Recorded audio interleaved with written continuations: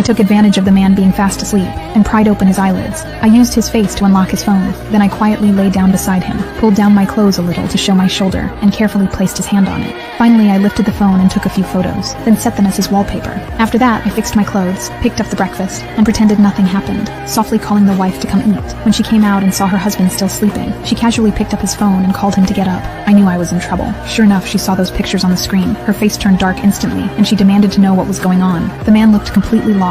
He hurriedly asked me to explain. I had no choice but to admit that we had been having an affair for a long time. The man panicked completely, desperately trying to deny it, but the wife wouldn't listen. She reminded him of their prenup, that if he ever cheated, all the assets would be hers. Then she calmly sent the photos to her own phone and stormed out of the room, leaving the man dumbfounded. But as soon as she walked out, a smug smile appeared on her face. She called her lover and said she was about to get divorced and would soon take all the money. That's when I realized it had all been her trap, and I was just a pawn she used.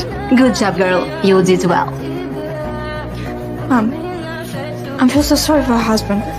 He's truly faithful for you. Why did you make me lie about him? She instantly changed her face and warned me that it wasn't my business, and not to forget she gave me this job and place to live. I lowered my head and apologized, then turned back to my work. The next day while cleaning, I accidentally saw her bringing her lover home. They were holding each other. I quickly turned away in panic, but she didn't even try to hide it. Instead, she smiled and said, I've been hiding for so many years, but now I don't have to. Then she told me to keep cleaning, while she got under the covers with her lover again. I felt a chill run through me, so I quietly took her phone, deleted those photos of me and the man, then opened the video camera and left it recording on the cabinet. A few days later, they really did get divorced. The lawyer asked her to show proof of her husband's cheating. She confidently handed over the phone, but when the video played, it showed her and her lover on the screen. Her face went pale and she rushed to grab the phone back. She tried to explain, but I walked in. She pointed at me and shouted that I had framed her. I just calmly said, I only did what I had to do. She trembled with rage and told me to get out of her house, but the man stood up, grabbed my hand and said, this is my house, you can stay. The lawyer coldly announced the one who cheated was the woman, and the property would go to the man. In the end, she left in disgrace.